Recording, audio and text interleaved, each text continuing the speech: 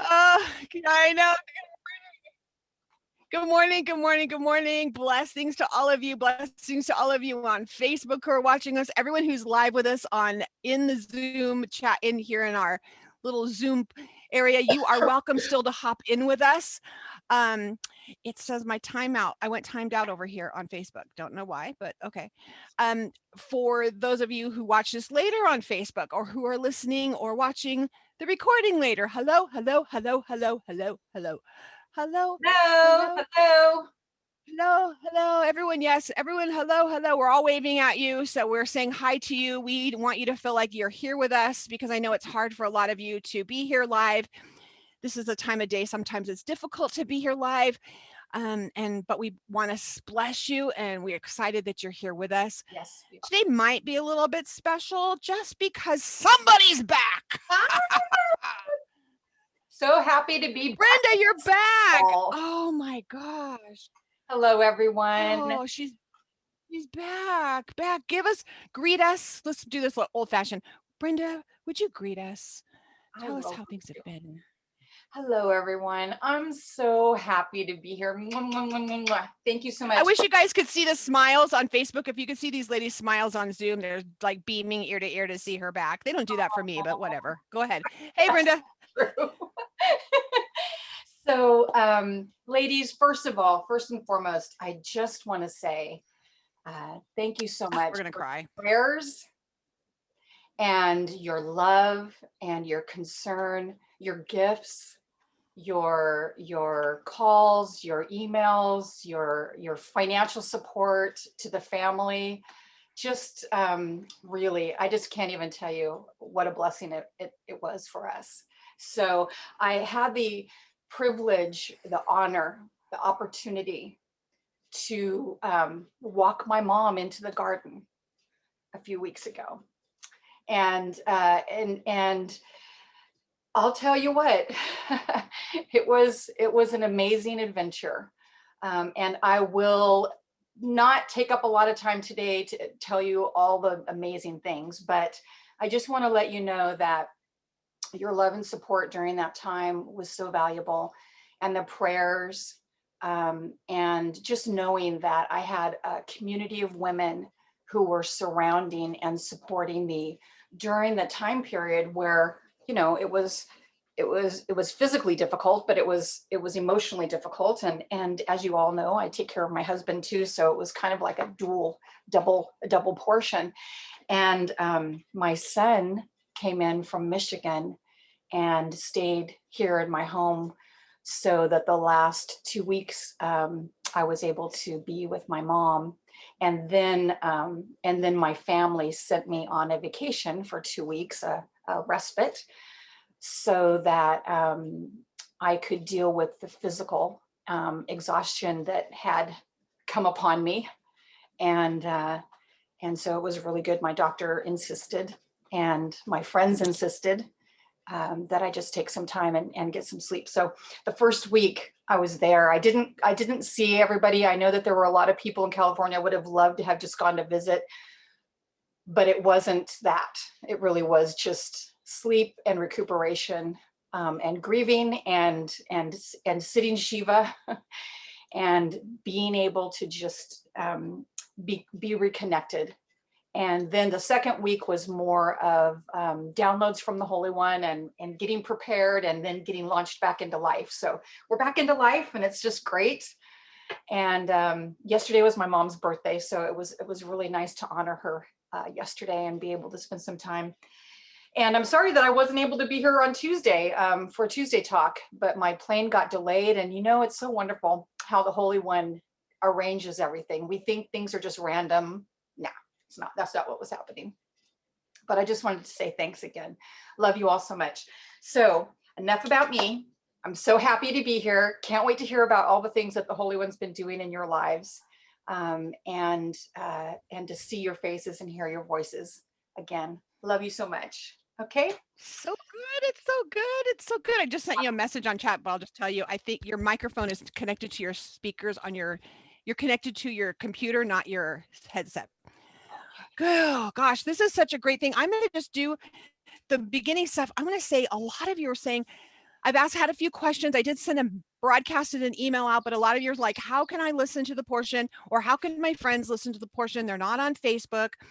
Okay, so let me just go through quick how, because I get how you feel, because Okay. there's a lot of times I don't want to have to look for something. I want it to be easy. I just want to like, what can I do? So here's some things. One, obviously, you guys have the links. You can jump on here with us live on Zoom. And if you can't make it live on Zoom, then you can watch live on Facebook. And I want you to know that your friends are welcome to come live on Zoom. You can share this Zoom link. It is not a private link. This is not a members only call. This is for anyone, everywhere, women only. But this is for, you can share this link and say, hey, join us in on Zoom. Like if you have friends who want to join around our table, you don't have to have your camera on. So you don't, some people are like, oh, I don't want you to see me. I'm, a hot mess in the mornings. Um, we don't want to have to see you. That's fine. I mean, we go to hair and makeup before this. We laugh and say, "Oh, I have to go run to hair and makeup before it's time to come in." Yeah. But so that's one way. Sydney just posted the link right now for the Zoom link. Copy paste it somewhere. That does not change. You can share it with your girlfriends. Remember, the password is Isha. So there's your that way. Also, in the portion on the Facebook group, if you want to watch the recordings and that's how you want to watch it, if you go up to the scroll up to the top of the page where you can see the header, it says guides. They changed the name. It used to say something else, but now it says guides. I don't know why. You click on guides, you'll see that there's, oh my goodness, there's so much stuff in there. And the biggest thing is in there is all the recordings are in there. So you know what you don't have to do? Scroll through all of Facebook to try to find where is that silly recording. You can just go to guides and you'll see it says the portion and you can pick the date you want to listen to. So there's those ways. You can also listen to us by podcast. If you want to get that podcast link, get a hold of us. Say, I need that podcast link. I've sent it out on an email. Check your email. I did send the link out this week. So you could click on that and download that to your phone if you like want to just listen on the go while you're like mowing the lawn. Ugh. Hope, I don't even know why I said that. So there's the you can listen to it by podcast. I don't even hear a lawnmower. I don't even know where that came from. And then you can listen on the recordings or watch the videos if you're like, I want to watch the videos, but I'm not on Facebook, or my friends aren't on Facebook and they really want to watch it like on their Shabbat or whatever. You can go into the rootedcafe.com, KAFE, and put login. Use your email address that you use to sign in to the portion, and then just click forgot my password, because you probably don't have a password. Put forgot my password. You'll get an email with your password. Then you sign in, and guess what's going to pop up? The portion. It's going to pop up in your little library. You don't have to be a member for that. That's what you'll have in your library. Now, members have 40 gajillion things in there, but you'll have a little thing. It'll say the portion. And guess what? When you click on that, I should do this for you. But you'll get on there, you'll see, oh my goodness, you open it up and there's all the portions in there, all forever and ever. You can just listen to them forever. They also have an Audible download if you want to just download the Audible. Also in there's the Blue Letter Bible for Not So Dummies is also in that, would be in there. So you would have two cute little things in your library. Is that enough, Brenda? Is that all? I think that sounds great. Sarita wanted to know so she can invite her friends to join in to Zoom in the portion with us. So what you're saying is you don't have to be a member of the portion. No, because there's a lot of people who are not. They're not. We can mute them if we don't like them. I'm just kidding. We have anyone is welcome around our kitchen table. But we mean it. We have the power. We trust you. We trust you. You're not going to ask crazy people to come in here, but please feel free to, hey, oh my gosh, we're in this really great study right now. Come join around the kitchen table with us. Yes. Anyone can join us. Yes. Not every, we don't want to be Facebook dependent. So that's why I'm spending so much time on this. So for those of you who are listening recordings later, you're like, oh God, would she finish already? I think I have that in my checklist. I have my checklist. My next checklist is, I want to just say that I love your checklist. One of the big, you read my checklist. For me, one of the biggest reasons. So doing this for a long time, for those of you, go get your coffee or something. You've probably heard me say this 100 times. You're like, I'm tired of you saying it. But if you're new, I'll speak for myself. I spent years. I studied, used First Fruits of Zion is how I first started. I won't go through the whole testimony. Then I sat under a specific teacher for quite a long time. And I always felt like if I ask a question, I always felt like the dumb person in the room. Like I felt like if I asked the question, it was like, oh, that's easy. We'll just do it. It was all, not that they were, I'm not blaming someone. No one was dismissive of me.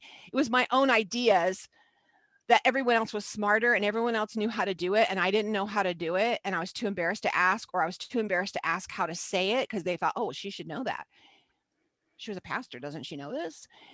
And so what happened was, as a spinoff of us doing this portion around, Brenda and I just did this around the table, and now it's virtual table.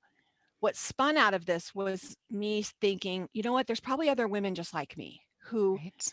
you might have been doing this for a long time, but there's still stuff you just don't know, or maybe you just got started and you're too embarrassed to ask some questions. And so that's the reason we started the Rooted Cafe. So the people who want to know, it was for me. It was just for me because I needed to know some answers to things, and I needed a safe place to ask some of you who are smarter than me, what does that mean and how do you do it? Because I don't know how, and I didn't. We don't go, live with a Jewish family that teaches us how to do all the things, and so I just needed a place, and there was Right. no place. Right. So what happens? You have to make a Mhm. place. That's right. So we've been building this plane as it's taking off in the last year. So you're like, oh, this change and this change. Well, thank you for your patience. We love you and your grace, because truly this was just because I don't know all the things and I need someone to help teach me all the things. And so as we're walking through this and we're trying to like grab bolts as they're falling off the plane and hurry up so that we're travel worthy, Oops, we we forgot the love you all for seatbelts. that. Yeah, no, seriously. So we Really. love your input. So we're asking for surveys. That's why we're asking that. And I say all that to lead to this. I wanted to have a place where we could have a conference where women could show up, teach us things, and I could grab things from this if I had been doing this a long time, or if I just started yesterday, or I'm still, I just am curious. Don't want anything to do with this messianic Christian thing, or I don't want it messy Hebrew roots thing, or whatever your label is. I just want to learn about the Jewishness of my Savior. I just want to know, what did Jesus do? Maybe that's why you're here. And I want you to feel loved, and I want you to know that. Yeah. And that's the reason we do a conference every quarter as well. So we have teachers coming in to teach on different things. So Yes. this quarter, we're doing it literally like almost the last day of the quarter. But this quarter, our conference is called While She Waits. And our beautiful Tamara was sharing with me yesterday, and I was like, and of course I scrapped everything I was doing and turned all the graphics, everything around. That's why there's a wait on the t-shirt, because she said, isn't it beautiful? There's a time of the betrothal, and then you have this waiting period between the betrothal and then the time of the wedding feast. And there's this time, and all I just had these flashes of your brides waiting and waiting, and like, you got your dress and you got your shoes and you got all the things and you're so excited, and you have to wait. You know, you try your dress on every once in a while and walk around the house, and then you're like, oh, I'm going to get it dirty. I can't do that. So, there's things that happen during this time, making sure your dress is Right. without spot or wrinkle, or making sure these Mhm. things happen. Right, Brenda? And so, Yeah. so we're doing this conference is happening. We have 4 amazing speakers coming in. One of them is Dr. Dina Dye. She'll be our keynote speaker that'll be coming in. This is June 27th. Registration will begin next week. It will be available. And we have breakout sessions. So we have a lot of familiar people to you. You'll be able to choose breakout sessions in the middle of the day. It is all day long. So does that matter? Because you can't make all day? No, because guess what? We are not going to do it live to Facebook. We are not going live to Facebook just because it's really hard. I'll just tell you, it's a It's a lot lot. of work. So we're just It's a live lot to of work. Zoom. So it's just like if you you got a ticket and you went to a conference place and you sat down in your seat and you watched a conference and you had breaks and you had breakout sessions. It's just going to be virtually. So I want you to keep that in mind. And what we'll also have available is just like at those conferences, Brenda, we're going to have a table in the back, and Yeah. you too can get the videos to this conference. Right. You too can get, hey, I want all the videos and I want the breakout sessions because I can't go to all of it. Or, oh my goodness, everything that she said was so amazing. I only got a minute of it because I checked out after that one sentence she started talking. So I need those recordings. If you're in the cafe, you get all of those recordings will be in your library. That's included in your membership. For those of you not, there will be an all access pass. We always have those available. So anyone you guys want, you can tell them about that if they can't show up live. The conference is free, Mm. free. The gospel is free. Spreading it to the nations is not. So we to cover that cost, we do charge for your videos that you will purchase at the back of the Sure. room. Yeah. So also known as a link at the bottom of a page. So does that do that good? Is that well? At the book table. I think I did. At the book At the table. book table. Yes, you will get a printed book. There will be workbook. It's going to be fun. We're going to have coloring pages. I mean, we're making the workbook fun for you every time. We love your suggestions afterwards, and it's not too late if you have one. Now we could probably squeeze it in. So I'm done. Wow, Shelach that was a lecha. lot. Shelach lecha. It's busy. I know. Man, Numbers this is 13:1 through 15:4. Yeah. This is an amazing Torah portion. I know you've never heard me ever say that before, but this is an amazing Torah portion. This is the type of Torah portion that you read and you read it over and over and over. It's only 3 chapters, and you read it over and over and over and over. And every time it's like you're starting fresh, and you're like, there's so much, so deep. There's so many hyperlinks, guys.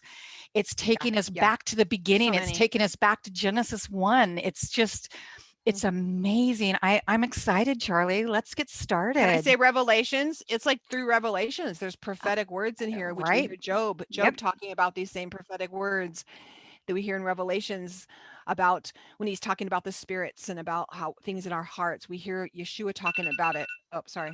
It's my timer to take my medication. Okay. So take it. Can we there is a you guys still pray for me. I'm still dealing with vertigo. We're on week 4. Ugh. Sissy, I'm so sorry. So in this is really crazy. So I might turn my head. I might just do this a minute. Woo. This is really fun because the word shalach, then, and it doesn't, some of your Bibles or some of your things may not have the lecha at the end, because he's saying it's to send them out. The shalach is shin lamed het. And it was given with permission, Brenda, right? I mean, I always thought you read it and it says, and Adonai said, send some people. And you're thinking, oh, he told him to send some spies. And I even said, well, why did he let that happen? Mm-hmm. Yeah. Well, so yeah, the sages are saying it, God already told them the land was theirs. And so he said to Moses, basically, if you want to send them, send them. And if you're going to send them, this is who you're going to send. Right. We get that in Deuteronomy. Yeah, in Deuteronomy 1:22, we are going to see Moshe talking back to the people and said, hey, you approached me asking to send men into the land. Yeah. And then we have the Holy One comes back and says, well, if you please, or if you want, you may send men, meaning he's giving them permission. You may, if you want, I'm going to give you permission. He didn't command them to go. They were saying, hey, we want to go. We want to see what's going on. Like, investigate. That was a good word. That investigate. Word. Spy. Yes. Investigate. What does that say? Yeah.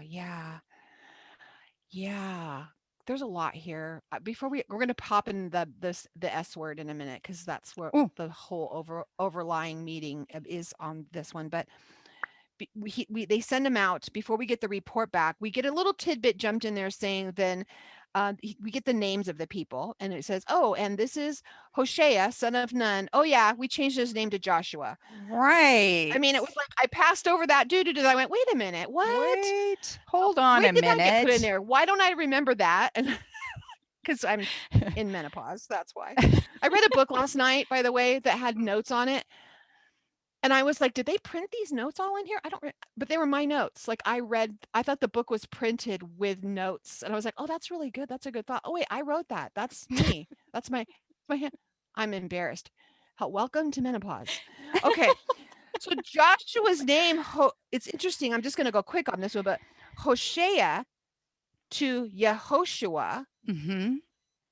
So Hoshea means salvation. Guess what they added? They added a yod to it.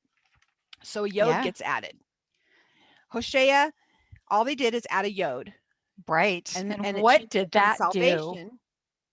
Yes. It's changed the word from salvation to the Lord saves. Yeah, it It puts the connected emphasis him on to the God. salvation. Yeah. Yes, not him. Yeah. Mhm. Yeah. Yeah, it It's a added it. And also declaration. yes, yeah. And we're gonna see, we know that Jesus is actually short for Joshua, right? That's Mhm. Yehoshua. So this is all of this, and we're talking now about Joshua, Yehoshua. When we start talking about him, we can also see him as another form of Messiah. It's just paying little attentions to things he does and what happens. Hyperlinks. Go back and be like, "Oh, hyperlinks. Oh, he was the one that went up the mountain with Moshe. He's the one who stayed and waited for him the whole time. He's the one Mhm. who camped in the tent when before the tabernacle was built. He stayed with him in the tent. He was there in Yeah. the tent. There's a lot happening with this guy. So A we're introduced lot. to him. We're introduced to Yeah. Caleb. I mean, really, we're talking about Caleb here, which sages say that Caleb was not Hebrew. That technically he was not. He was grafted in. Um, he was not technically Hebrew. That's what they say. They say, but he was one of the ones. He went around to. It's interesting. He's the one who got the. He was the one who got the inheritance of Horeb, right? So he gets the inheritance where Hebron. Abraham Right. Hebron, I mean, Yeah. he That. got he Yep. got that inheritance. So this is what hit my spirit last night about that. We're just hitting trivial things right now because we got something pretty deep to talk about. Trivial. The the S word. So we'll talk about some trivial things right now. Is that I was thinking, this is me thinking. It's gonna be scary. Okay. I'm So scared. if Caleb and Yehoshua, they're like he's the branch and the other one's like the wild branch. He's like the one grafted in and he kind of represents us. This is my thought. Isn't it interesting that he's the one who got the inheritance? That's where he ended up being able to live. It was him being adopted in, that being given the land. Um, good question, Sarita. What do you mean by sages? Um, Sages are the wise, usually rabbis of the time, the people that we look to for wisdoms and well, wisdom. Yeah, those are sages. So they're the people that have been instructed and taught, and generationally things are being passed down to them. They're being trained up in the wisdom of Torah, and so they're called sages. So, and yeah. they have a Brenda, lot are to you a sage? say. We're sages. No. Like no, we are not sages. Girl. Just saying, we Silly are not Willy. sages. Yeah, no, these But yeah, are, they have been. yeah.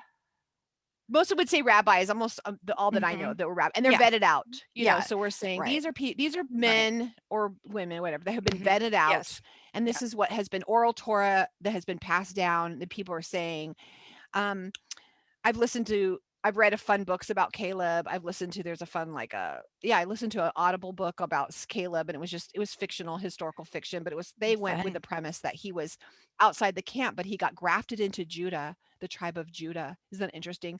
So if you go back and look at who his father was, that's the reason these lineages are here, Yeah, and we'll not do that right now, but you can look at who his father was and go back and see who his father was. I thought I wrote that down, but I didn't. Um, you can see that his father was Yefuna, actually yes, was actually not originally from the tribe of Judah, and he was from not Hebrew. He was not from one of the tribes. And right. he came with the mixed multitude that came out of Mitzrayim or Egypt.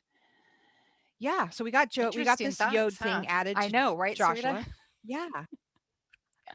Like, what? Yeah. I didn't know that. Yes. Yeah, yeah. I love when you guys ask those questions. That's again, let's go back to why I was saying earlier. That's why we're here, because we want a safe place for you to go. I have no clue what this means. Yeah. You hear me all the Look, time. What does that yeah, even mean? Like, how do you say that? yeah. I don't even know. Lori Dunn said Okay. that sages are the people who do the commentaries on the Torah. Yeah, because they're the wise ones who've been Yeah. raised up in the Torah, who've been vetted out, trained up. Some of them are really, really good, and some of them are a little cuckoo, crazy, a little weird. Yeah. Yeah, it happens. You'll hear people talk As about with us. Rashi, right? Yeah, we're the kooky side. You'll hear people talk about Rashi. Rashi is one people refer to all the time. Yes. Like they'll say, well, Yes. Rashi said, Rashi said, that kind of thing. So very cool prophetic. And again, that was just my own little thinking about Caleb. Does he Yes. represent all of us who are grafted in? And he Mhm. got the inheritance of that land. And the reason he got it was because it said he was of a different spirit. Numbers 14:24. You hear him talk, and he's, I'm spending some time in that, and I will also tomorrow. But I actually even was messaging Gail early this morning. Is there an ancient Near East thing about being of a different spirit? And there's not. Yeah. That she knew of. Yeah. But other than that, he had another. He didn't have the spirit of rebellion. He didn't have that Exactly. spirit in him. Yeah. His spirit was longing for the Holy One. Yes. He had a spirit that wanted everything. He said, he had the spirit of Ruth. Your Yeah. people be my people. Your God be my God. Yeah. Wherever you go, I'll go. He had that spirit. And so because he had that, Joshua isn't mentioned that. Oh, I feel like Caleb is mentioned in this because he was grafted in. You'll have to look that up. I don't know if that's true, but I feel like that's what I felt in my spirit when I was reading it, was that the reason that he was singled out to say this about him was because, Joshua, we've already know who he is. We've already seen all of him. And so it's like, no, Caleb is different. He's different. He comes from a different lineage. He has a different spirit. He's not like these other people who are causing this revolt that's happening. And some people would say, Brenda, that these were just a bunch of realists. They're just being real, Brenda. They're coming back and saying, hey, and we think, oh, look they're bringing the bounty in. Hey, party time. I got the grapes. I've got the figs. I've got the stuff. It was not a party. The reason they were bringing these big things was to show them big food, big, giant people. Big, scary food, big, scary people. It wasn't about them celebrating the harvest of the land. They were actually, and Joshua and Caleb didn't bring anything back. It was only the 10 spies that brought something back. They brought back the report that was not the report of the Lord. It was the report that they're too big. We can't do this. Yeah, exactly. You must have made a mistake, God. And this is where we're going to go crazy. This is going to get good. I think I want to say too about the eyes. I'm sorry. The eyes, they said that we were like grasshoppers, that, they just didn't know who they were. Right. Yeah. They just didn't know who they were. Does it sound familiar? Like, wait, does it sound familiar? Come on. We can't say them. We got to say us. Yeah. That's what's going to happen today, guys. So get ready, because I got my honey whooped. My tater tots got fried on this one.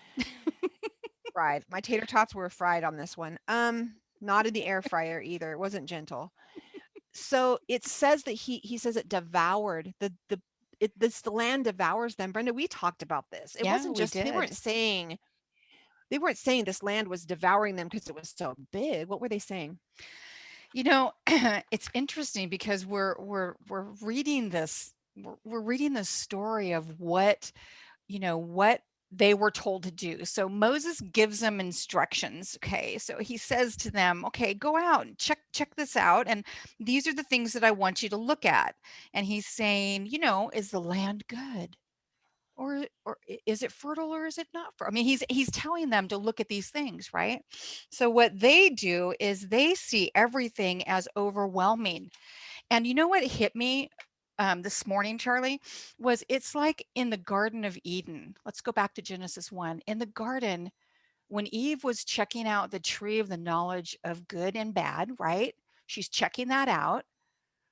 And she's checking it out with her eyes, and she's seeing with her eyes, this looks like it would be good. This looks like it would be really good for me to take part of. And that's what hit me with the spies, the investigators. They're going out to check things out. Well, wait a minute. What was the motivation of checking things out? Was it to prove God? Was it to see if he was telling the truth? Yeah, he wasn't saying, look how big the people are. No, not at all. And nope. And so this is what hit me. They saw everything with their eyes, as we do. Okay, come on, let's be realistic.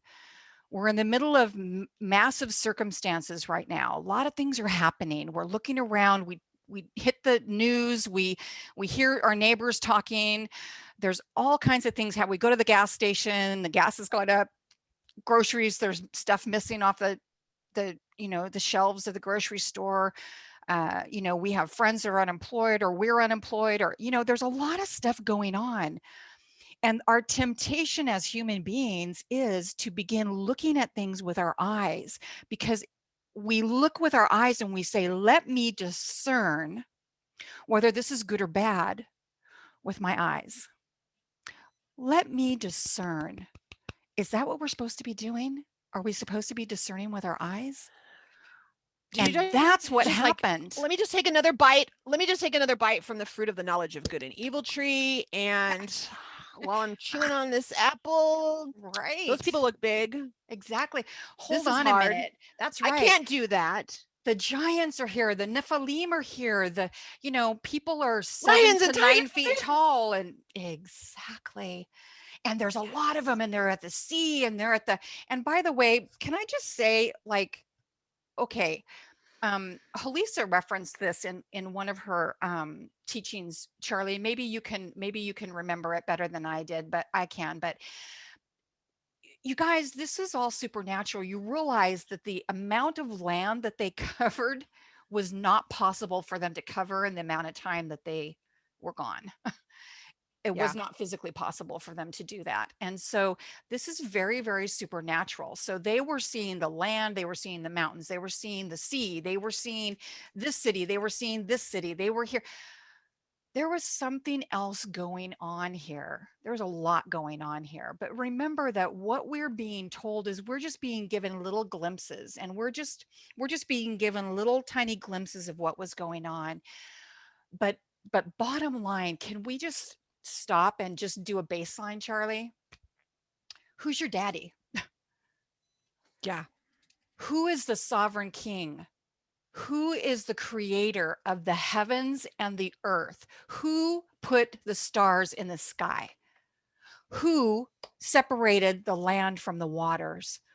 Who decided that fruit trees were going to come forth and produce fruit? Who decided that the seed was going to be inside the trees?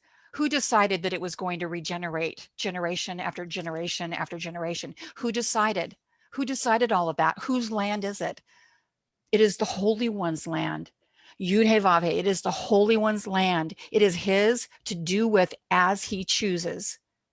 And in the moment of this story, what was being allowed to happen was that all of those people were occupying the land because that's what they were allowed to do. They were being allowed to occupy that land. That's not a huge, you know, like, what? These people are in the land? But wait a minute, God's giving us the land. Right. He's giving them the land, but the people that were there at that particular time were the ones that were in the land, taking care of the land, maybe not taking care of the land, you know, doing good, maybe not doing good. You know, that's not the issue. But the issue is, whose land was it? It was God's land. He created it. It was his and his alone to decide who was going to live on that land. And he said, I am going to take you as my own. You're going to be my people. I'm going to be your God. I'm going to give you this land. I'm going to send you into this land of milk and honey, meaning, that's a metaphor, milk and honey, meaning that it's going to be fruitful for your animals. It's going to be fruitful with vegetation. It's going to be fruitful with fruit trees, land flowing with milk and honey. The sages say that it was the dates, not the bees, but the dates, the honey from the dates of the trees. But the point of all of that is that the land was flowing with bountiful, beautiful, phenomenal produce. Grapes bigger than people, you know, like beautiful produce. And so he didn't say, go out there and see if maybe this might work out. The Holy One didn't say that. He said, I'm giving you that land. End of subject. It's mine, and I'm going to give it to you. And so what happened was that the people started seeing things with their eyes. And we know that whenever we do that, whenever we view our circumstances with our natural eyes, we start seeing things and we start believing things that maybe he isn't saying. Okay. You lose your job. You think I have no provision. Is that the truth? Who is your provider? Is your job your provider? Yes. Because if your job is your provider, yes, you lost your provision. But if Yeah. God is your provider, it is his requirement to provide for you, and he will. And he's proven that. And that's kind of what was happening here. So there's a story and there's a backstory and there's even a further backstory back to Genesis 1. How are you Yes. going to respond? That's why, and Charlie, you mentioned this earlier. Excuse me. That's why the 10 spies were not allowed to go into the land. They would have polluted the land because of their hearts. And that's That was why grace. it was the grace of God, because there's a plan for the land and you're not supposed to slander the land. And them saying that that it was not available for them to walk into, that God was not big enough to handle the enemies that were there, them saying that would pollute the land. That would pollute the fruit of the land. What Yes. comes out of our mouth? We just learned from Miriam last week. What comes out of our mouth, it makes a difference. How we Well, what happens is we see in Yeshua, we see this author, there's a hyperlink to the New Testaments. How many times did Yeshua say we're supposed to guard our eyes? Job said, I had to guard my eyes from looking at the maiden. That wasn't just like, the whole point of looking at something with pride is about looking at something and taking ownership of it with your eyes. Yeah, as if that's yours to do and it's not. It's not. Stepping over so the you're boundary. looking at something with your eyes, and then your eyes go to your heart, and then out of the abundance of the heart, what happens? Your mouth speaks. So what happened? What they saw, they went to their heart, and it was the way they were viewing things. And another look at this whole, the land will overtakes them. They were also living in this little love bubble. That's true. They're living in the love bubble with the Holy One. Yeah. And now if they go into this land, it's going to violate it's like, wait a minute, no. They're going to go in there and they're seeing that there's a lot of pagan stuff going on, and that paganness overtakes them. And maybe they were concerned that they would get in there and it would defile them, like it would just overtake them, and they would end up being assimilated into that, because they were told not to assimilate, right? They were supposed to just get in there, occupy, get in that, But interesting. Yeah. I mean, they ended up wanting to go back to Egypt. So, I mean, really? Well, I don't know about that theory, but hey. Right. But it's kind of like what the disciples teach us in the New Testament, and what Paul's teaching us in the New Testament. It's kind of like, we have a choice to make when circumstances we are facing circumstances. We have a choice to make. In those moments, we have a choice to make. And what he's saying is, hey guys, I am Adonai. Remember what does he always start off with? I am Adonai, your God. Hey, remember me? Hold on. I am Adonai, your God. And this is what I'm going to do. And when we follow him and we put our eyes upon him, when we put our eyes upon the lamb that was slain before the foundation of the world, when we keep our eyes on him, we see things differently. So that's what he's asking us in all of this. He's showing us what happens in real world. I mean, you can insert yourself in here, pick a person. Yeah. Insert yourself. Right. I'm inserted in here, trust me. And so he's saying you have the option to do that, but what is the fruit of that? This is all about fruit. This is all about producing fruit. This is all about seeds producing fruit, seeds producing seeds, like kind, right? So what were the seeds that they were going to be producing when they saw how difficult the circumstances were in the land? What happened to them? It caused their hearts to be faint. Why? Because they took their eyes off of the Holy One. So hyperlink, Peter stepping on the water, takes his eyes off of Yeshua, boom. Okay. It's the same thing. It's like when we get our eyes off. I'm thinking of our mindset ladders. Like I take people through this mindset ladder where I'm like, okay, what's the fact? If many of you've gone through this with me, what's the truth? What's the fact? Well, the fact is there was a lot of people in the land. Yes. Like, okay. That's the fact. There's nothing that there were people, they were giants. They were bigger than you. Right. Yes, this is going to be work. Yes, this is okay. That's a fact. So then now my heart, what's my thoughts about that? My thoughts are, should go right back to what I know. Like I should go get historical, not hysterical, right? So what do I know? I know that God is sovereign. I said the S word already. I know that God is sovereign. Yes. I know that he gave it. So whatever he promises, he will provide for. This is what I 100%. know. And then what happens then, my feelers, because they're all in cahoots, right? Yeah. And my mouth, it's all in cahoots with each other. So what happens then is then that will change. Then what I'm going to do is I'm going to act differently. I'm going to speak differently, because if I align my thoughts, the fact doesn't change. But what does have my thoughts? I need to change how I think about it. Right. And if so a man thinketh, right, Mm-hmm. becomes in his heart, and then that's what he does, and that's what he says. I mean, literally, they're all in cahoots.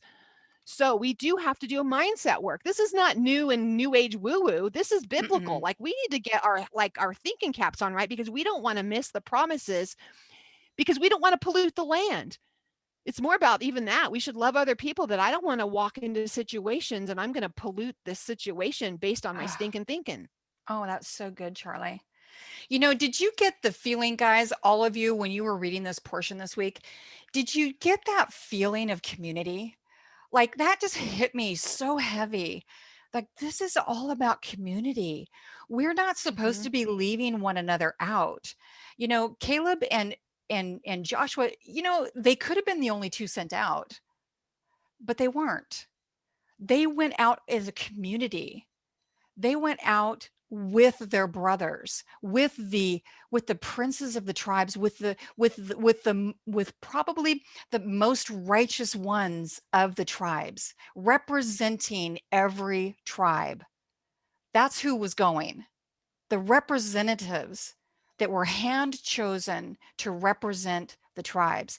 And so this is about community, and everything from this Torah portion, all 3 chapters, it's all about community. It's all about a believing what God says versus believing what we see with our eyes, which is, you know, real world. This is life. This is everyday life. It's all about not letting anyone go, like walking in community, walking arm in arm. Even when you're giving, you know, we'll get into this later, but even with the challah, pulling off the challah, baking that challah, and what they were to do was to give it to the Cohens. Why? Because 9 of them had just been, I mean, 9 of the leaders of the tribes had just been died off in a plague, right? Or 10, I'm sorry, 10 of them just died off in a plague. So the provision maybe for the tribes was depleted, but then God's showing them, this is what you do. This is how you do it. This is how you have community. You give. It's just so, it's all about community. This is not about one person. If it was just about one person, then Moses would have just gone into the land, or Joshua would have just gone into the land, or Caleb would have just gone into the land and said, oh yeah, it's cool, let's go. But that's not what happened. It's about community. And how do we walk in community? And when someone is murmuring, what do we do about it? Do we encourage them to continue murmuring? Or do we do like Jacob and Caleb? My favorite, you know, I shouldn't be talking about this. I mean, I shouldn't say this. I shouldn't say this. Well, now you are like premeditated. Like you are like, you cannot go fall under unintentional. You are not in unintentional sin. You have now entered intentional sin. And let's just say the price is higher. Yeah. So if you note to self, if you start any sentence with, and I'm telling myself this was, I told you my taters got fried. If heats up, you have to say, ooh, I probably shouldn't say this, then you guess what? Don't say it. And I just had to say that out loud for myself. So if I ever listen to the recording, I can tell myself this again. Don't say it. If you tell I should probably tell you this. Yeah. Don't say it. You'll hear me be like, I have permission to tell you this. did get permission to tell you this. Yeah. You know, are we going to jump in? Gail did a most amazing, it's one of my favorite Parsha points that she wrote. For those in the cafe. So good. Stop, put everything on pause, and go read the Parsha point. Or whatever. You have to read the Parsha point this week, because I don't feel like, Brenda, you can understand this Parsha unless you understand the ancient Near East perspective. I don't think you get it. No, I didn't. We really don't. No, we really don't. And that's okay. That's okay, because it's not in our culture. So that's why we study, and that's why we listen to a lot. That's why we have a lot of different people. and we listen to a lot of different people, and we all participate. That's what this is about. So yeah. And so Gail blesses our socks off, because she is seriously, and it is part of the membership in the cafe, and she just does a great job, and it isn't hard to read. She makes it very user friendly. Even I can read it. So she does it at a great reading level, so it's easy to understand. So for those of you that, and if you're not members, we just drop the price down to $19.99, because we do have to cover all the platforms we pay for to serve all that goes in there. But you go, and it's packed full of stuff. But she wrote this, and you guys were talking about the sovereignty, and you shared with me part of your conversation with her. And I love, could you share about the daylight savings time, the analogy that you two were talking about? Yeah, I think that's amazing. Yeah, the okay, so the ancient Near East perspective, basically what's happening in this is that when the Torah was being written, what the Holy One did, because he's so good to us. So what he did was he used the legal system that was in place at the time, so that people would understand, they would be able to understand where he was coming from. So he used the legal system, and he used legal terms and legal terminology, and that's what he did. If you don't know what the legal terminology of the time was, if you don't understand it, it's like daylight savings times. It's like if you say to somebody, "Oh, is that Central or is that Eastern?" Well, those of us that are here in North America, we understand that. But if you talk to somebody, unless you're me and you're going between time zones, but if you talk to somebody that is in another country that doesn't use daylight savings times, and you say, "Oh, well, it's daylight savings time, our clock went back an hour," what does that mean? And that's the same thing as like with the ancient Near East perspective.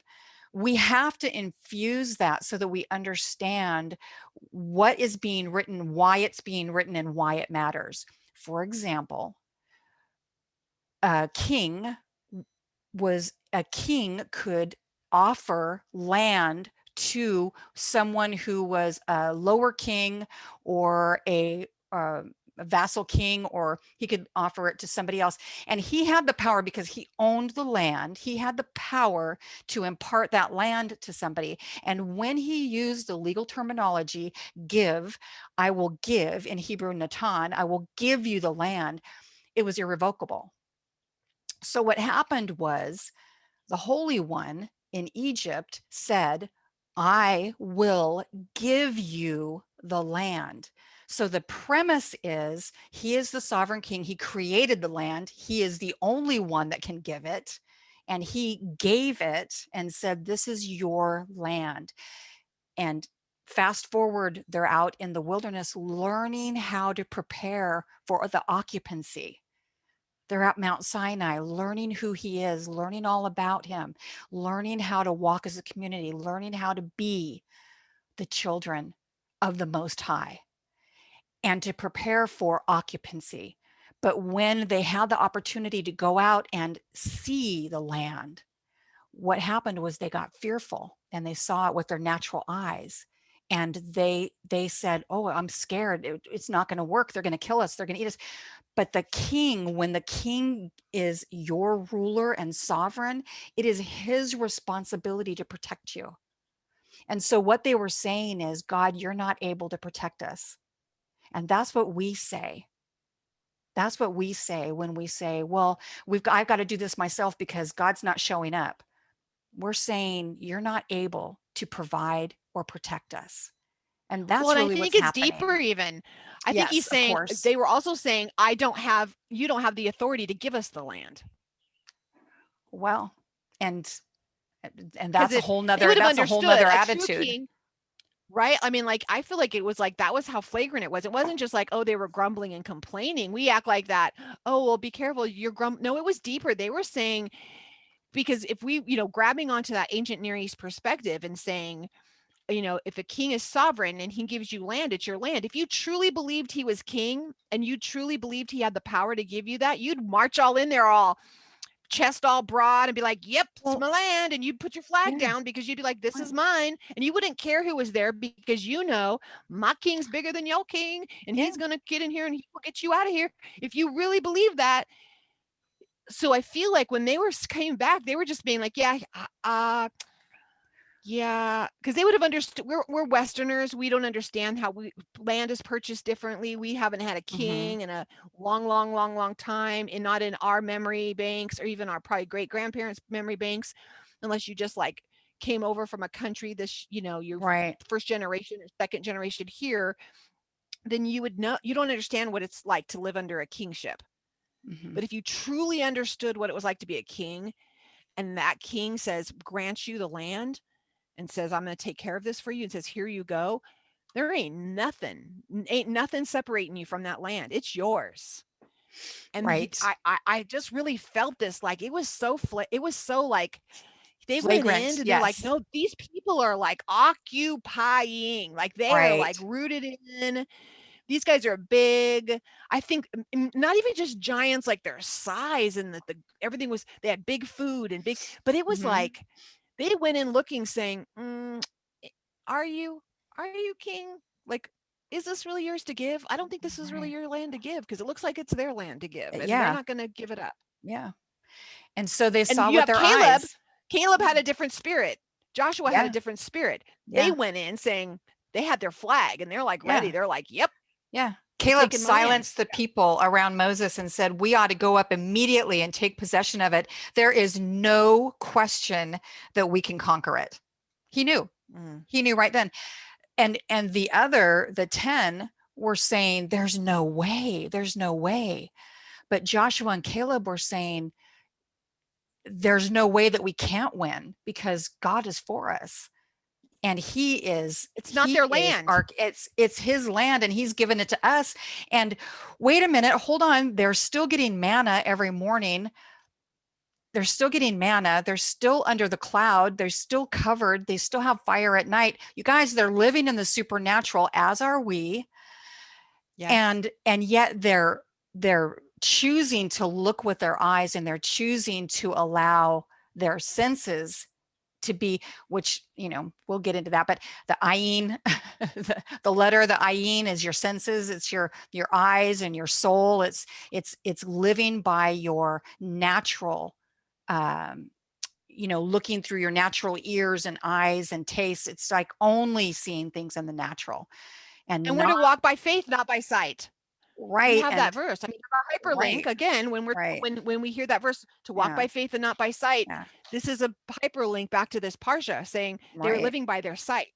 This is happening. I would really encourage you as you read this, and maybe, tonight and tomorrow, because tomorrow's the Shabbat. Tomorrow you could even read this over again if you haven't had a chance. But when you read this, just step back and read the whole thing, and then look at it like, Father, what were you trying to say? And how does this work for me? How does this relate to me in my life? How do I apply this in my life? Are there things that I'm seeing with my eyes that are not being, hold on a second. There we go. I got it. Okay.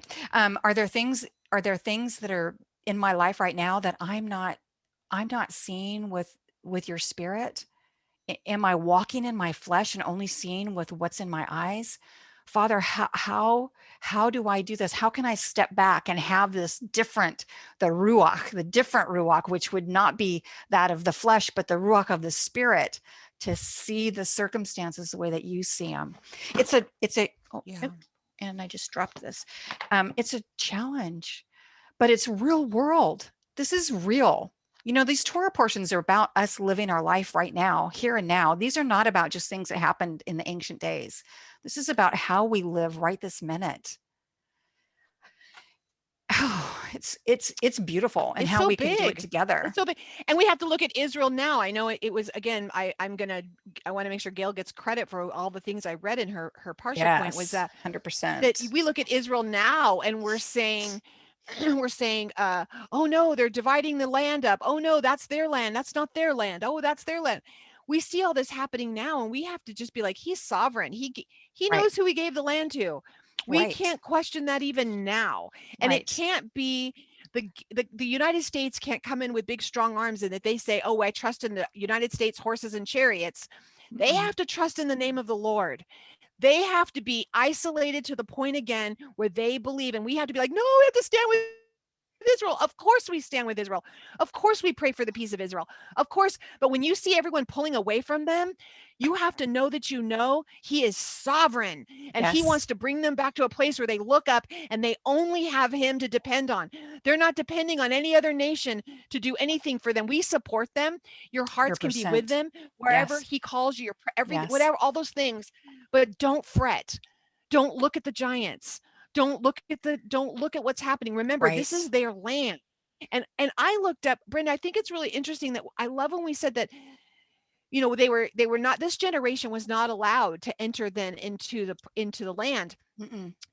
This was a gift. That was Mm-hmm. a gift, because you couldn't let that go in there. You couldn't let people go in there who weren't No. trusting who was king. Right. That's right. Do that. You had to have Yeah. the Joshua and Caleb generation be the Mm-hmm. ones. You had to let those be the ones who brought him in, who they were saying, we know the mighty hand of God, and we know who this Yes. is. And he tells us, he dives down. Well, he says 7 generations. He chases after us. Mm-hmm. We've talked about this before. The 7 meaning just until it's complete, right? Right. I'm going to go after you until this thing is completed. And it Yeah. may look like I'm wiping out a generation. That's not the case. It's my Mm-mm. grace, Mm-hmm. so that my mission, my will, it's all accomplished. So those gifts are accomplished, right? That's right. Um, And he will yeah, never, I he will mean, never stop visiting. He will visit. We get scared when it says that he's going to visit the generations. The sins of the fathers are going to visit the generations. In this it says four generations, whatever, 4 or 7. It's visiting the generations, but we have to understand that's because of his grace. That's because he loves us. That's because he's after us. That's because he won't give up on us. So he will visit every generation. That thing is not dealt with in this generation. He's going to visit the next generation, and he is going to address that in the next generation, in your children, in your grandchildren, in your great grandchildren. If something is coming through the bloodlines, he will address it over and over and over, and give opportunity after opportunity after opportunity for healing and restoration, because he's about redemption. He is about redemption. And that's where we have to settle back in on who is he. When we start getting afraid, who is he? Just stop. Yeah. Who is he? And what has he done for you? Oh, he's rescued you. He's saved you. He's redeemed you. He's called you by his name. He has given you his cloak of righteousness. He has clothed you. That's who you are, and your generation to come. He's going to do the same for them. He's going to go after them and visit them and visit them and visit them, and not leave them alone. So it may take a visiting the while, but sins of he's the not in a hurry. generation. Yeah, Yeah. visiting the sins of the generation, you can just take that verse alone and be like, okay, the sin is missing the mark. He's going to visit the way that each generation Yes. misses the mark, that misses their promise, Absolutely. that misses their Yes. inheritance. He's going to Yes. do that. My husband and I did a quick Yeah. little math. We were just curious this morning. Because you're But it was geeks. said that, because we're geeks like that, Yeah. about 1450. And Erica, I want you and your husband to confirm this. I don't know, there's different places that say how long a generation is. So I'm not really, some say 20, some say 30 years, whatever. So I just want you to, I think we use 30, but it was around 1450 BC when it says that they started wandering, is what we looked at. This is just nerdy stuff. So you guys look it up and see if it's true or not. And then we have Yeshua was born. So we have about 1450 years, right? Right. So this is right about 49 generations has happened, which would be 7 times 7 generations. So he's saying, I'm going to complete this. I'm going to follow this through the generations to bring it to completion, because now we know that, I mean, it's not a coincidence that we're going to jump into from this report into intentional and unintentional sin. And then, oh, randomly, there's a man collecting some sticks on the Shabbat. Was that random? What? No, it is not random. It is not random that this man is collecting sticks on the Shabbat.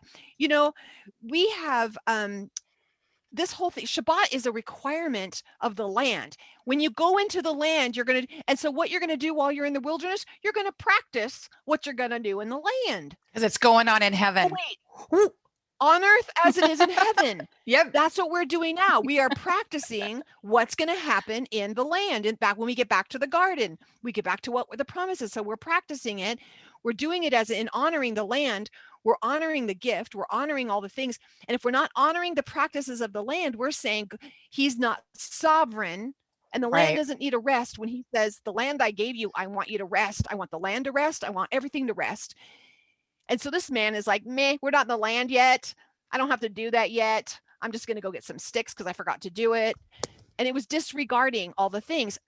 It was interesting, Brenda, with this guy. It doesn't say he wasn't, it's a long trip from wherever he was outside the camp collecting sticks to get to the Levites. I mean, I want you guys to think about that picture of like where everybody's camped.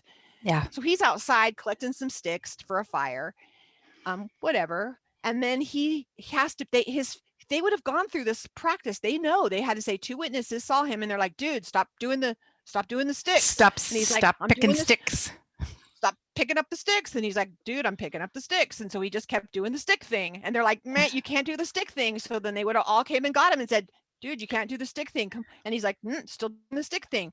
They would have dragged his little hiney and his taters all the way into the Levitical camp.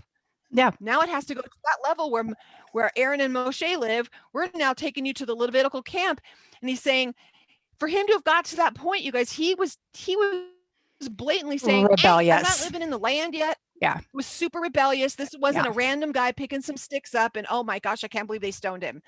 No. There's a reason that this is coming right alongside this whole perception of the land and perception of it's about saying he's not sovereign. He didn't really mean that. Oh, wait, did we hear this in Genesis? Is that what he really said? Mm-hmm. Yeah. Yeah. It was about rebellion. It was about him saying, I'm doing what I want to do. Right. That's exactly what he was saying. I'm going to do what I want to do. And I don't care what you say. I'm the boss of me. I'm the boss of me. And I don't care if it's disrupting your Sabbath that you have to come out here and get me on your Sabbath, on your day of rest. Right? You have to come and get me and chase me down. The whole community. Yeah. Yeah. Yeah. It's a lot. Yes. That's a lot. Yeah. And I love how Moses and Aaron are like, man, we don't even know. Father, what do you want us to do? Let's go find out what God wants. What's going on? Now, this guy's, how did it get to us? Like, how did this stick guy get to us? Yeah. Like, oh, okay. And he's like, well, this is the process. This is what we're doing. Oh, wait. I want to. Can you just say that sticks are people? Sticks are people. Gathering people. He was gathering people. No, we're doing. He was gathering sticks, but he was gathering people because it was affecting the people. So it was affecting the people, and they're like, well, if he can do it, I'm going to go get some. I'm going to go get some sticks too. And if he's doing it, then I'm going to go get some sticks, right? Oh, I'm going to get some sticks. So, and it affects if you guys people. ever hear, it does affect everyone around you. You it's think community. Rebellion doesn't. It's community, and your rebellion and your crazy affects everyone. And it's grace that people were killed. It wasn't evil. It wasn't mean. No, it was like, we have to take care of this because it's now affecting the whole camp. It got to us. It got to us. Sisters, there's stuff that get up to me in our community. And I'm like, really? Why do I know about this? Like, y'all deal with it. Like, why do I know about this? So now what has to happen now? I don't want to hit the delete button. Don't make me do this. I want you to stay. Can't y'all just get along? No, this is what's happening. I mean, Moses is like, not that I'm Moses, please, Lord, help me. I wrote down this something, Brenda, because I never understood what the fast of Av was. You guys might have heard tradition or traditional Jews, and maybe some of you honor the fast of Av, A-V. Mm-hmm. It's actually July 17th to 18th. It is not a biblical fast. It's completely tradition. Okay. I just want to underline all that and highlight, bold, underline, italics, exclamation point. Mm-hmm. Tradition. It's tradition, but it's interesting that all of this happened on the 9th day of the 5th month. And so Jews will fast because it's in remembrance of the fact that this was devastating, for this generation and for them not to do it again. but we don't learn our lessons. So it is if you go through and look at things that have happened in history on the 9th day Ugh, of the 5th month, things like Babylon burnt the temple on that yeah, day, burnt the temple down on that day. Zechariah mentions this 20. in chapter 7, and in 8 he talks about this fasting and how the people will be weeping and fasting. But then in chapter 8 he talks about then there will be joy. He's referring Mm-hmm, to this. He's referring to this mm-hmm, fast when he talks about the fast, and he's referring to this time period. And then Rome destroyed the temple on that day. mm-hmm. That was the final Yeah. destruction of that temple, was on the 9th day of the 5th month. And then I did find there's a lot of them that may be insignificant to most people, but you can look it up. Nazis drafted and they implemented the final solution on the 9th day of the 5th month. Was that his grace that he allowed? He had to wipe things out because there was something in that generation. There was something in there that wasn't going to be able to move forward in the promise. We have to trust his sovereignty, that he allowed it to happen. That's that emunah, that's fully Yes. understanding Yes. that he is sovereign, guys. He is sovereign, sovereign, sovereign, sovereign. Yeah. I mean, I want to Right. wrap back around to this. Can we come back to this and bring it home at the end of this, Brenda? Don't let Mm-hmm. us forget that. Okay. How does that imagine? What gifts has he given us in our lives? I want us to talk about that at the end. Okay. That we are not trusting the sovereignty about his gifts that he's given. And I love that you brought that scripture up. Brenda already talked about that the challah. You guys understand that when we make our challah on today, the word challah is actually not about that loaf of bread. The word challah is Mm-hmm. about that little piece. You would break 2 loaves because we do it 2 loaves now because we're doing it as if because they collected the manna, right? Mm-hmm. And they would collect the manna and then they would have for 2 days. So we do 2 loaves. This is for things that I never ask anyone. I want to explain. You had the 2 loaves because it's representing that there was provision for 2 days. When they made the challah, when they made their bread, they would pull away the challah. Okay, they would pull away that challah, and that's a het, lamed, and a hay for you nerds. Het, lamed, hay. And it was a small portion was taken out, and then it was left out, and the Levitical community would come around and pick up the challah. Mm-hmm. They just come to the door and say, challah. No, I'm just kidding. They come to the door and they pick up all the challah, and then that's how they got provision because, right, they needed, that's because they didn't have a means of working. So that's the way they were, the community, again, is providing for the ministries. And that's what would happen. So remember that was the portion. There is, we see that happening a lot of different things they would give, but that's one of the things. So we talked about stoning. There's no stoning now. We won't get stoned for breaking the Shabbat because you know why? Because there's no Sanhedrin. There's no court with a judicial authority who can assign us the stoning. Mm-hmm. But what we do need is to know that the violation is real. The violation is saying the land isn't worth the rest. Yeah. And nor are we, nor are you. Right? So you're saying that the people honoring the Sabbath, honoring the Shabbat, entering into this place of where God is your total provision, and whatever that looks like for each and every one of you. There's not a regulation that says this is how you have to do it, but what that looks like. When we do not put our feet on that, and when we do not walk that out, however that is that we walk it out according to however it is that the Holy One is speaking to you individually,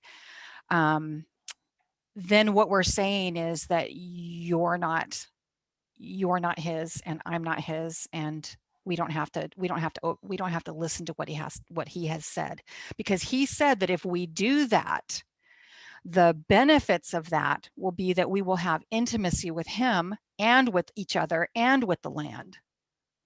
So why would we not? It's a matter of being his people. That's why we're in the wilderness. That's why we are circling in the desert. That's why we are not yet in the land, quote unquote. It's because we are learning how to be his people. And learning how to be his people means that we learn how to do what he says, even when we don't get it, when we don't understand it, if we're not sure. And he's not asking for perfection. He's asking that we put our feet to it, that we put our hands to it, that we say, yes, I will. That's what he's asking of us. So if you are not honoring, if you're not walking and having a Shabbat, if you don't know what that is, get with us, talk with us about it. Don't feel condemned. That's not what we're asking of you. But set your heart to honor him in the Sabbath and ask him what that means for you, and he will show you. Okay? Because it really does matter. It matters as a community, and it matters as a worldwide community. And that's kind of what this was all about. Don't you think, Charlie, that this was, I mean, I know that it was 12 people, quote unquote 12 people, but it was really 12 people that represent everyone. They're representing everyone. And so it was we were represented there. You understand? Our seed was there. And so and we see Moshe like stepping in. We see so many pictures of Messiah in this. We see Moshe stepping up and saying, "Don't kill him."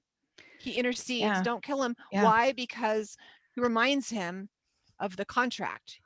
Yeah. You know, he reminds them. Beautiful. It's beautiful to read, knowing that is him stepping up. We see also in this, which we don't have time to go into, we see in 15 about the outsider, and it says, "Whoever is among you in your generations to come." It talks about this.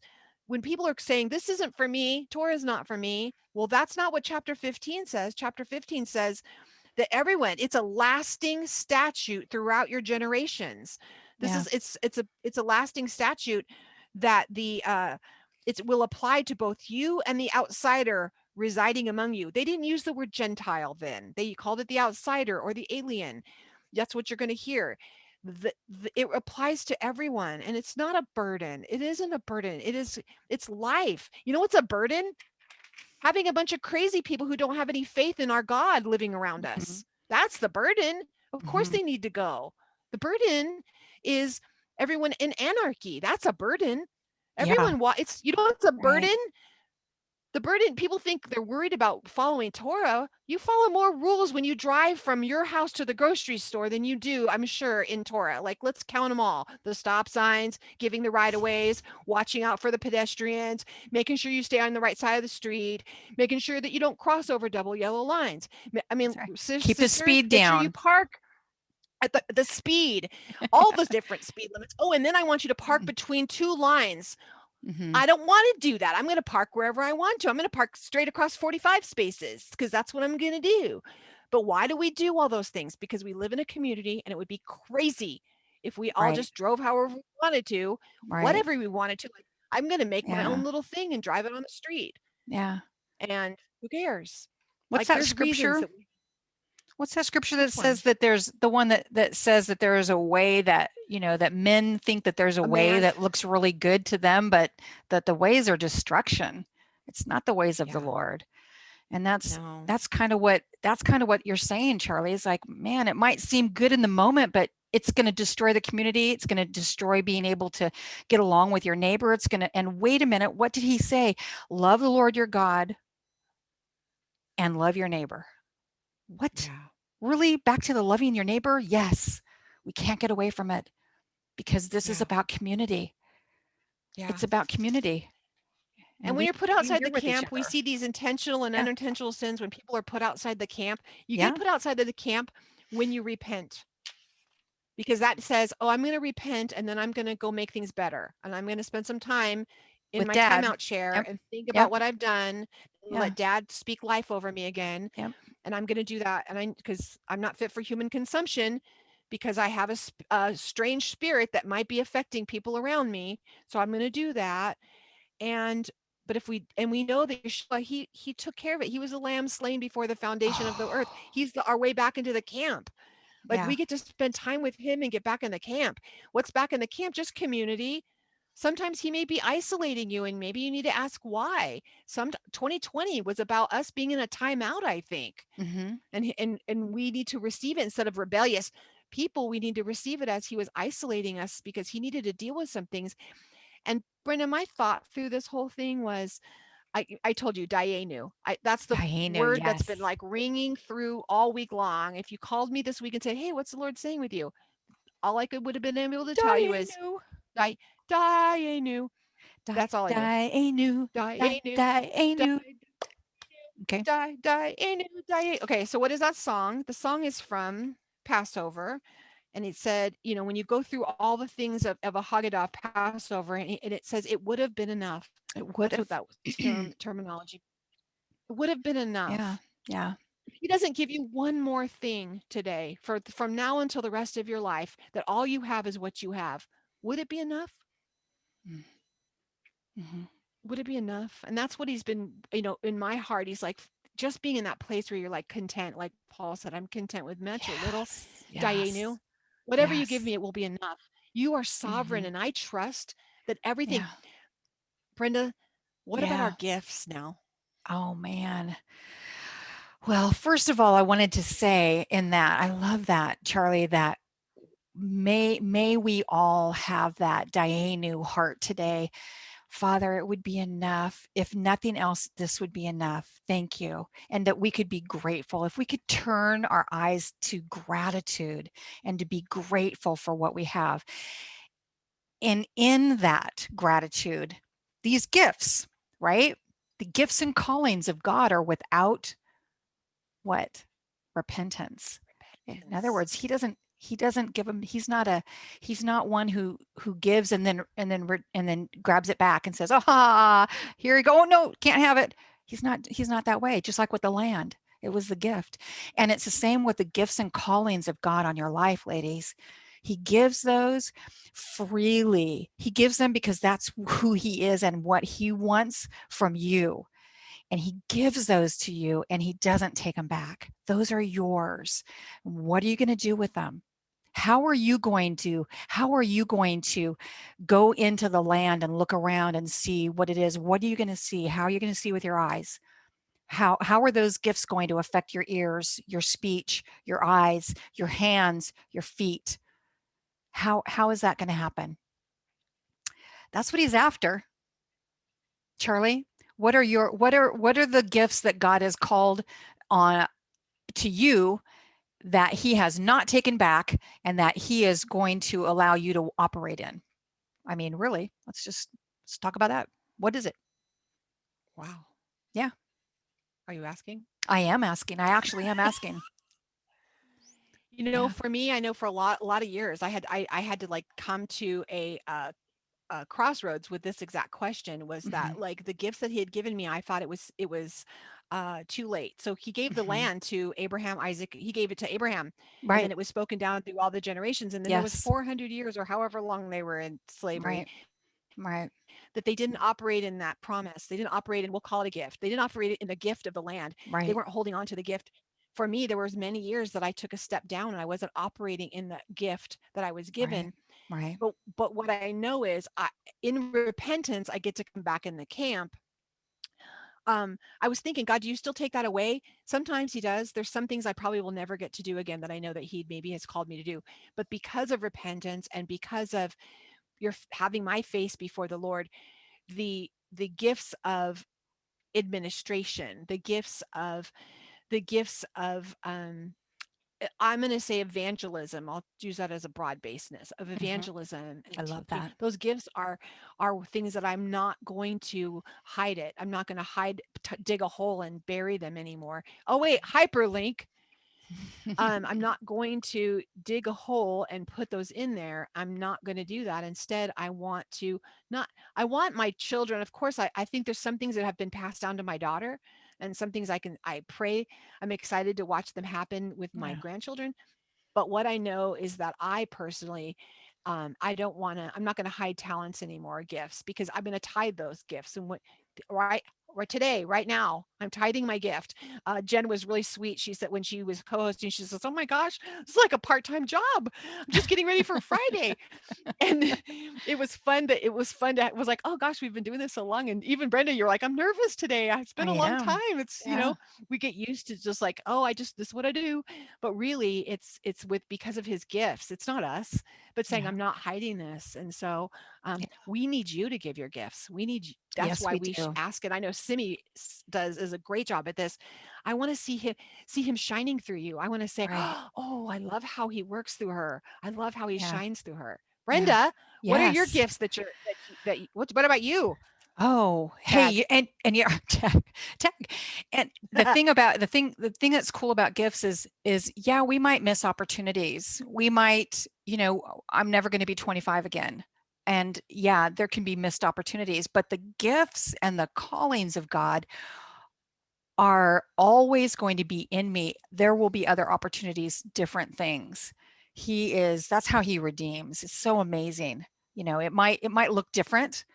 We might miss options, things, but who we are and who he's called us to be, wow, we can actually have those things redeemed. It's beautiful. It's not too late, is in other words what I'm saying to you ladies.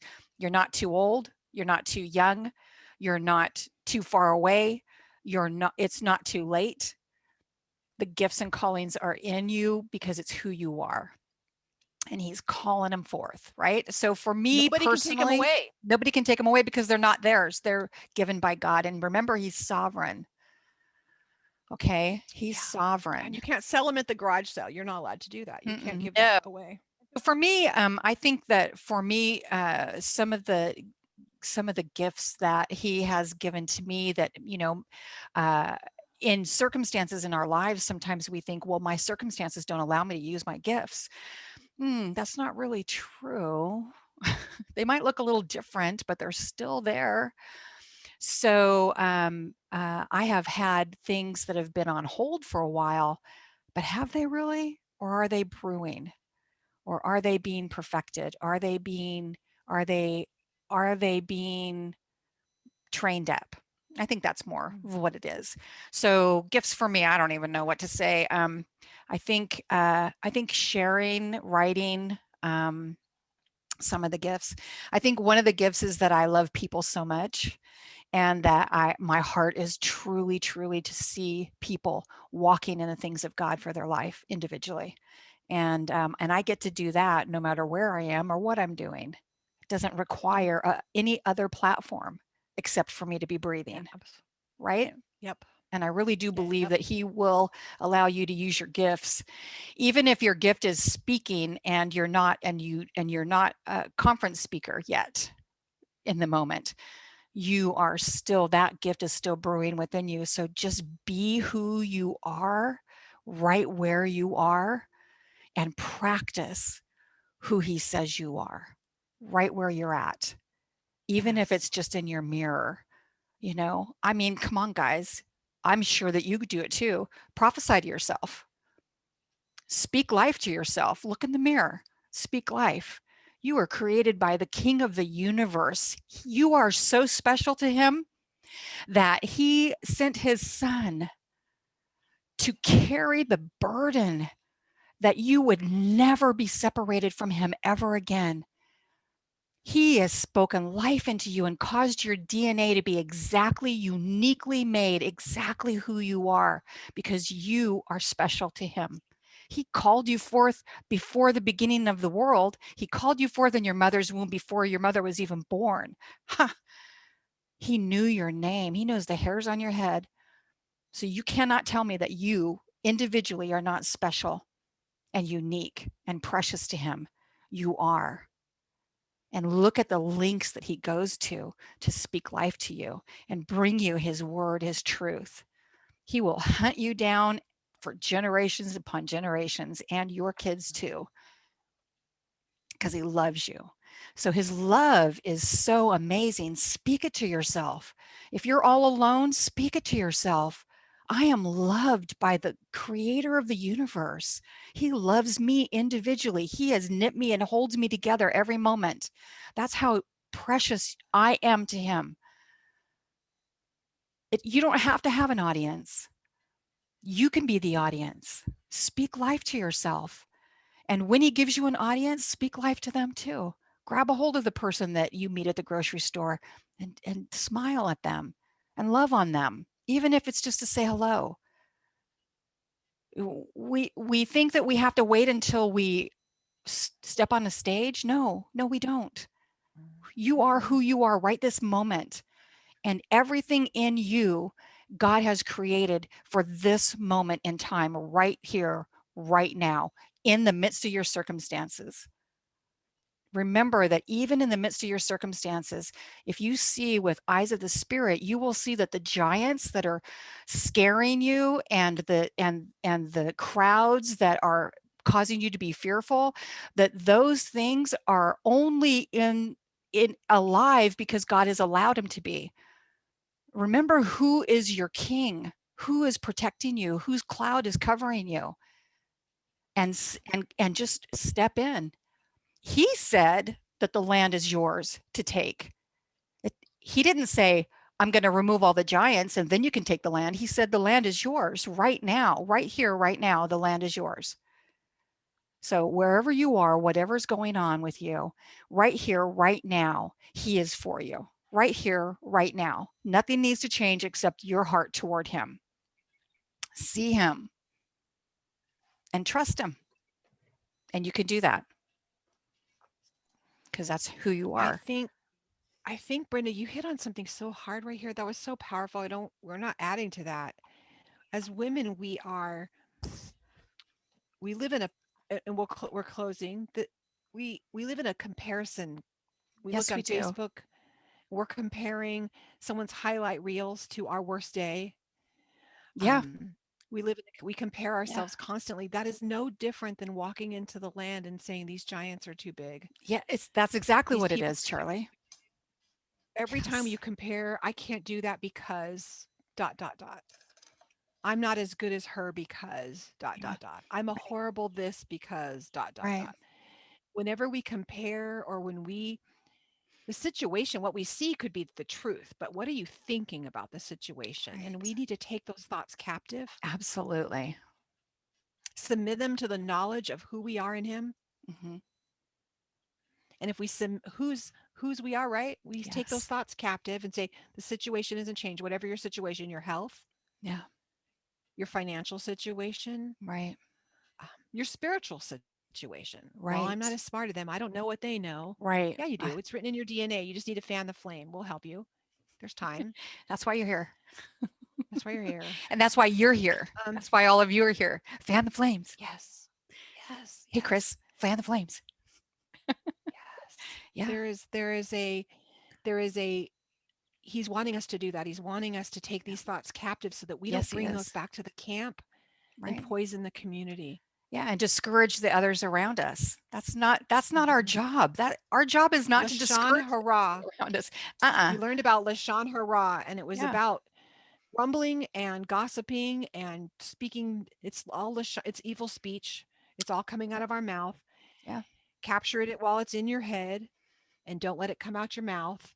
If your eye's looking at something that's causing you, when he says pluck it out, it's this is a hyperlink. If I'm Yeah. looking at something and I'm like, remember I told you guys, if I went to the model homes and it was causing every time I looked at or HGTV and it was causing me then to look at things and it was causing me to not be discontent, Yeah. to grumble. My heart to hurt. Yeah. So then what happens? Then my mouth will start saying things that aren't hurtful. And then what do? I poison my home. So I had to cut that out. What in your life is causing? What are you looking at? Yeah. That's you're allowing to get into instead of taking the thoughts captive, now you're letting it get in your heart. It's coming out your mouth and you're poisoning your homes Yeah. because you're not saying, my king owns the cattle on 1,000 hills. He's just got to sell a cow if he wants to. I mean, like this, if he needs me to have something, he'll give it to me. He is sovereign over my life, over my circumstances. Brenda, would you pray for everyone as we'll Yes. close this recording and go over to our party and we can chat with all of you. There's a lot of hands were up, and so Great. we'll chat. We'll answer all the questions over in the after party. If you're on Facebook, you can still not too late jump on over with us. We won't be recording, but we'll be chatting, and y'all can do the talking. Mm. Oh, Holy One, we just honor you right now as a group, as a community. We just honor you and we thank you. Our hearts are filled to overflowing with gratitude for your goodness and your mercy. We thank you that that your loving kindness pours over us. We thank you, Father, that you visit us and our generations and you will never let us go. We thank you, Father, that you put us into circumstances that cause our eyes and our flesh to rise up and our spirits to stand and arise and to call out to our flesh to be quiet. Thank you that you train us up in the midst of our circumstances. Thank you that we have sisters who love us and who will stand with us and link arms with us across the world, and brothers and sisters, Father, throughout the earth. Today, Father, I thank you for every single woman that's hearing the voices here. Every single one, Father, I pray your blessing upon them. I pray your fruitfulness upon them.